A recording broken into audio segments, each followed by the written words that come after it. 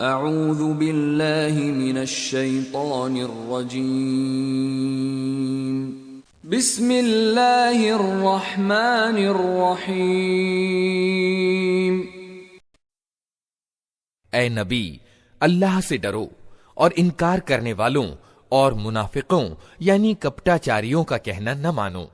वास्तव में सब कुछ जानने वाला और तत्वदर्शी तो अल्लाह ही है। अनुसरण करो उस बात का जिसका इशारा तुम्हारे रब की ओर से तुम्हें किया जा रहा है। अल्लाह हर उस बात की खबर रखता है जो तुम लोग करते हो। अल्लाह पर भरोसा करो, अल्लाह ही वकील होने के लिए काफी है।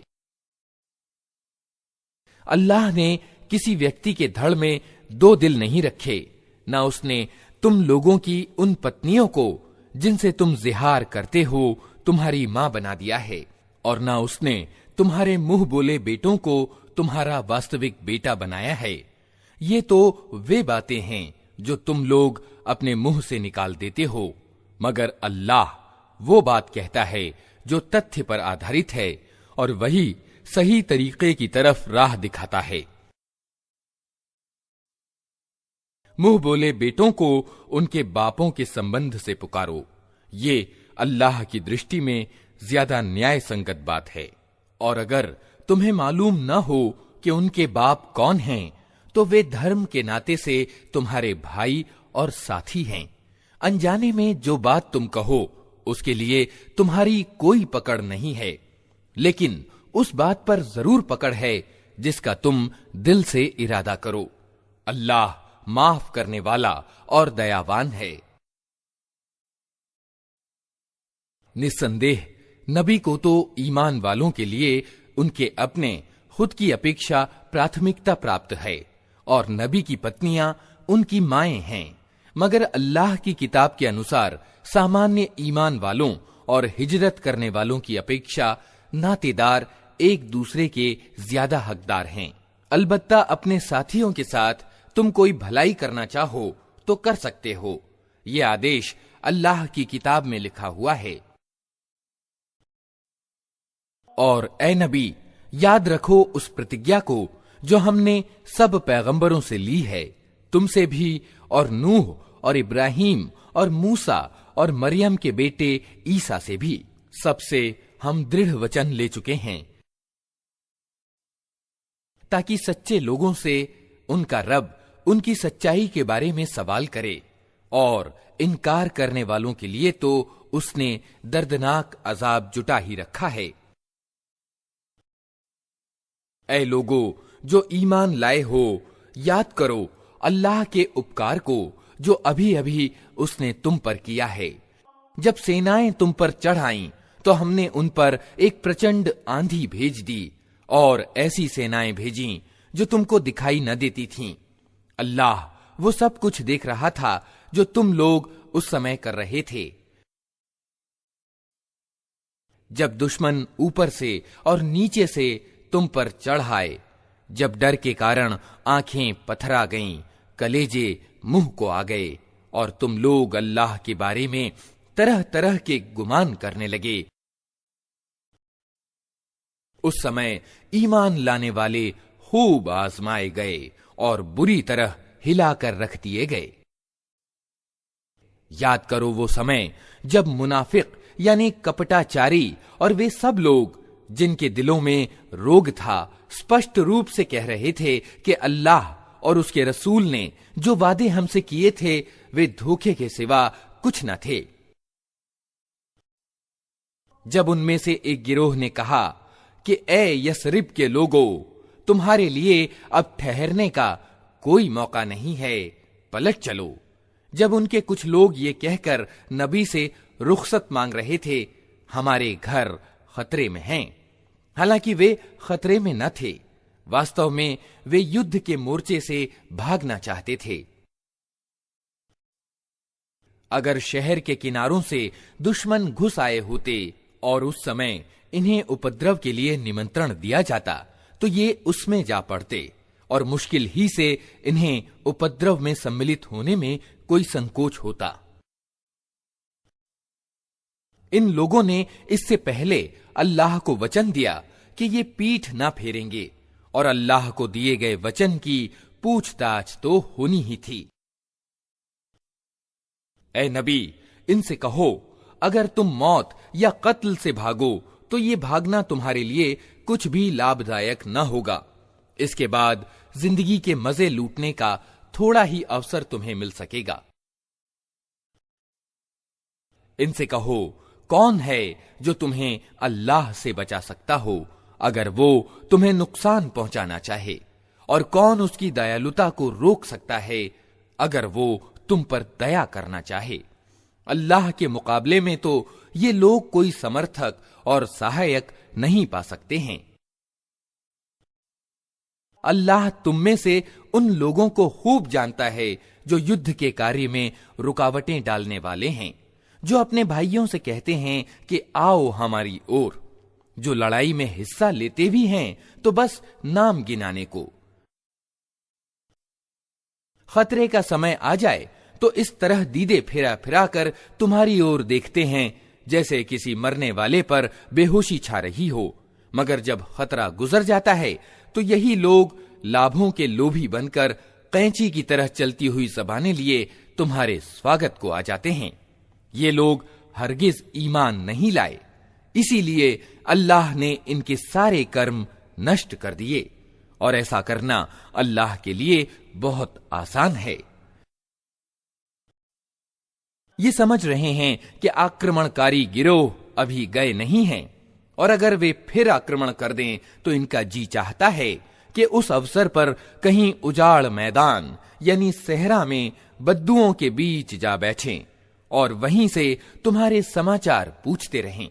इस पर भी अगर ये तुम्हारे बीच रहे भी तो लड़ाई में कम ही हिस्सा लेंगे।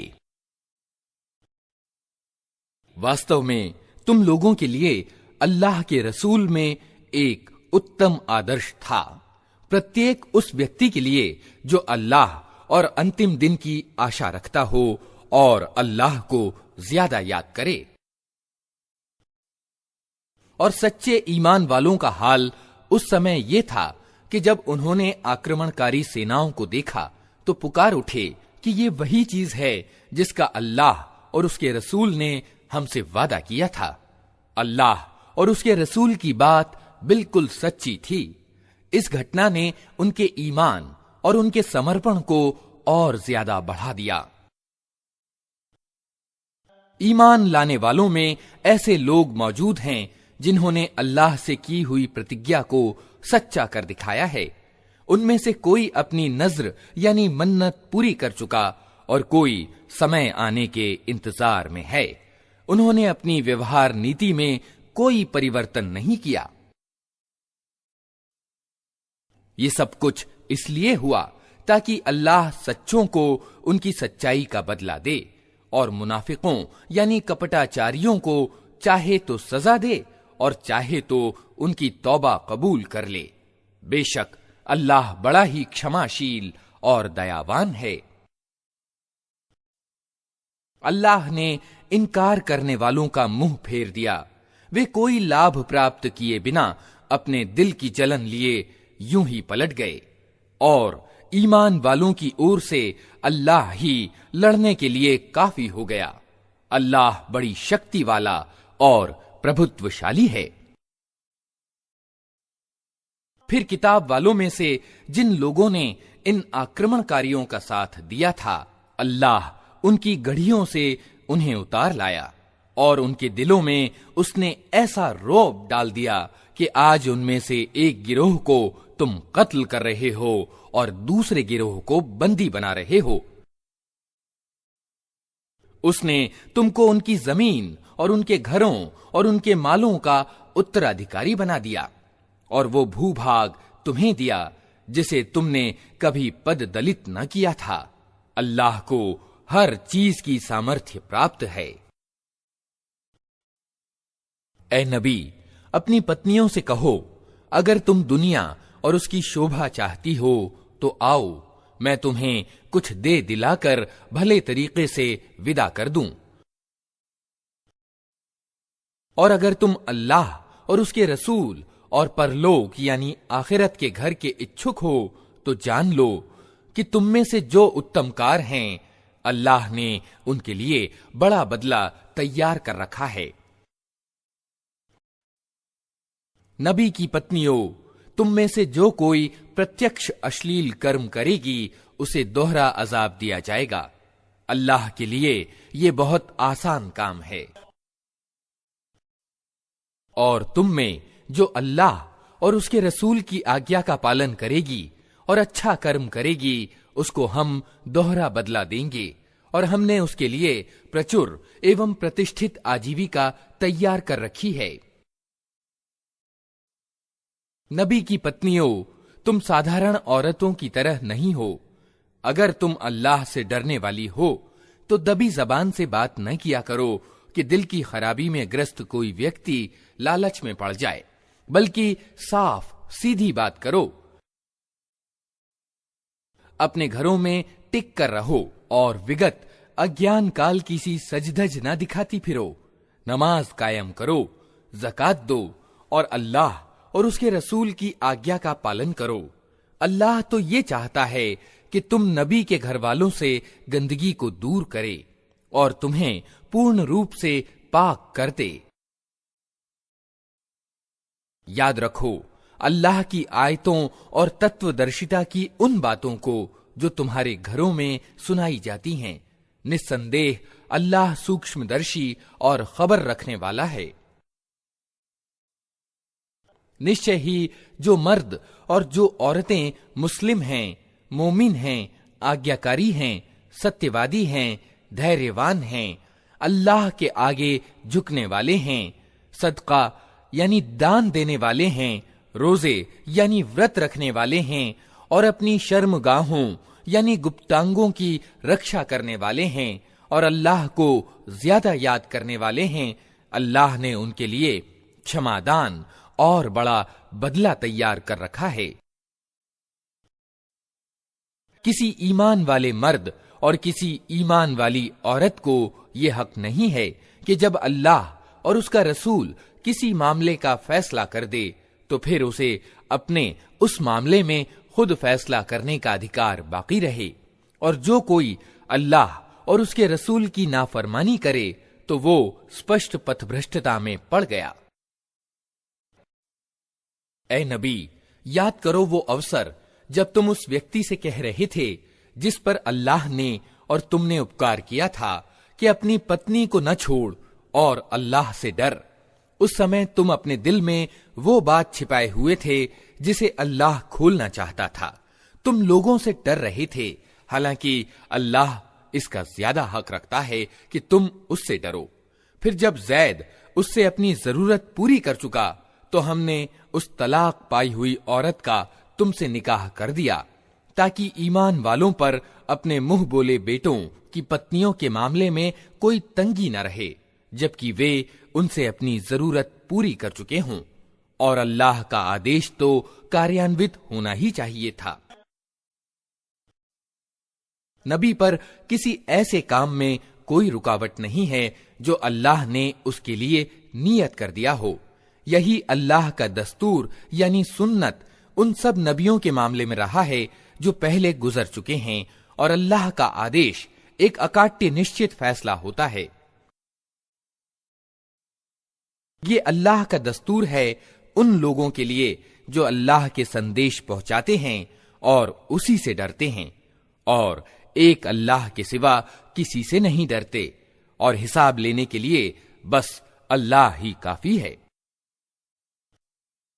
लोगो, मुहम्मद तुम्हारे मर्दों में से किसी के बाप नहीं हैं, मगर वे अल्लाह के रसूल और नबियों के समापक यानी आखिरी नबी हैं, और अल्लाह हर चीज का ज्ञान रखने वाला है। ऐ लोगो जो ईमान लाए हो, अल्लाह को ज्यादा याद करो, सुबह और शाम उसकी तस्बीह करते रहो। यही है जो तुम पर दयालुता दर्शाता है, और उसके फरिश्ते तुम्हारे लिए दयालुता की दुआ करते हैं ताकि वो तुम्हें अंधेरों से रोशनी में निकाल लाए। वो ईमान वालों के लिए बड़ा दयावान है। इस दिन वे उससे मिलेंगे, उनका स्वागत सलाम से होगा और उनके लिए अल्लाह ने बड़ा प्रतिष्ठित बदला तैयार कर रखा है। ऐ नबी, हमने तुम्हें भेजा है गवाह बनाकर, खुशखबरी देने वाला और डराने वाला बनाकर, अल्लाह की अनुमति से उसकी ओर निमंत्रण देने वाला बनाकर और प्रकाशमान प्रदीप बनाकर। खुशखबरी दे दो उन लोगों को जो तुम पर ईमान लाए हैं कि उनके लिए अल्लाह की ओर से बड़ा अनुग्रह है, और हरगिज न दबो इनकार करने वालों और कपटाचारियों से। कोई परवाह न करो उनके दुख पहुंचाने की और भरोसा कर लो अल्लाह पर। अल्लाह ही इसके लिए काफी है कि आदमी अपने मामले उसे सौंप दे। ऐ लोगो जो ईमान लाए हो, जब तुम मोमिन औरतों से निकाह करो और फिर उन्हें हाथ लगाने से पहले तलाक दे दो, तो तुम्हारी ओर से उन पर कोई इद्दत अनिवार्य नहीं जिसके पूरे होने की तुम मांग कर सको। अतः उन्हें कुछ माल दो और भले तरीके से विदा कर दो। ऐ नबी, हमने तुम्हारे लिए हलाल कर दी तुम्हारी वे पत्नियां जिनके मेहर तुमने अदा किए हैं, और वे औरतें जो अल्लाह की प्रदान की हुई दासियों में से तुम्हारी मिल्कियत में आएं, और तुम्हारी वे चचाजात और फूफीजात और मामूजात और खालाजात बहनें जिन्होंने तुम्हारे साथ हिजरत की है, और वो ईमान वाली औरत जिसने अपने आप को नबी के लिए हिबा किया हो, अगर नबी उसे निकाह में लेना चाहे। ये छूट सिर्फ तुम्हारे लिए है, दूसरे ईमान वालों के लिए नहीं है। हमको मालूम है कि सामान्य ईमान वालों के लिए उनकी पत्नियों और दासियों के बारे में हमने क्या सीमाएं निर्धारित की हैं। तुम्हें उन सीमाओं से हमने इसलिए मुक्त किया है ताकि तुम्हारे ऊपर कोई तंगी न रहे, और अल्लाह अत्यंत क्षमाशील और दयावान है। तुमको अधिकार दिया जाता है कि अपनी पत्नियों में से जिसे चाहो अपने से अलग रखो, जिसे चाहो अपने साथ रखो, और जिसे चाहो अलग रखने के बाद अपने पास बुला लो। इस मामले में तुम पर कोई दोष नहीं है। इस तरह ज्यादा उम्मीद है कि उनकी आंखें ठंडी रहेंगी और वे शोकाकुल न होंगी, और जो कुछ भी तुम उनको दोगे उस पर वे सब राजी रहेंगी। अल्लाह जानता है जो कुछ तुम लोगों के दिलों में है, और अल्लाह सर्वज्ञ और सहनशील है। इसके बाद तुम्हारे लिए दूसरी औरतें हलाल नहीं हैं, और न इसकी इजाजत है कि इनकी जगह और पत्नियां ले आओ, चाहे उनकी सुंदरता तुम्हें कितनी ही पसंद हो। अलबत्ता दासियों की तुम्हें अनुमति है। अल्लाह हर चीज पर निगाह रखता है। ऐ लोगो जो ईमान लाए हो, नबी के घरों में बिना अनुमति के न चले आया करो, न खाने का समय ताकते रहो। हाँ, अगर तुम्हें खाने पर बुलाया जाए तो जरूर आओ, मगर जब खाना खा लो तो तितर बितर हो जाओ, बातें करने में न लगे रहो। तुम्हारी ये हरकतें नबी को तकलीफ देती हैं, मगर वे लज्जावश कुछ नहीं कहते, और अल्लाह हक बात कहने में लज्जा नहीं करता। नबी की पत्नियों से अगर तुम्हें कुछ मांगना हो तो पर्दे के पीछे से मांगा करो। ये तुम्हारे और उनके दिलों की पवित्रता के लिए ज्यादा उचित तरीका है। तुम्हारे लिए यह हरगिज जायज नहीं है कि अल्लाह के रसूल को तकलीफ दो, और न ये जायज है कि उनके बाद उनकी पत्नियों से निकाह करो। ये अल्लाह की दृष्टि में बहुत बड़ा गुनाह है। तुम चाहे कोई बात व्यक्त करो या छिपाओ, अल्लाह को हर बात का ज्ञान है। नबी की पत्नियों के लिए इसमें कोई दोष नहीं है कि उनके बाप, उनके बेटे, उनके भाई, उनके भतीजे, उनके भांजे, उनके मेलजोल की स्त्रियां और उनके अधिकृत दास घरों में आएं। ऐ औरतों, तुम्हें अल्लाह की नाफरमानी से बचना चाहिए। अल्लाह हर चीज पर निगाह रखता है। अल्लाह और उसके फरिश्ते नबी पर दुरूद भेजते हैं। ऐ लोगो जो ईमान लाए हो, तुम भी उन पर दुरूद और सलाम भेजो। जो लोग अल्लाह और उसके रसूल को तकलीफ देते हैं, उन पर दुनिया और आखिरत में अल्लाह ने लानत की है, और उनके लिए अपमानजनक अजाब तैयार कर दिया है।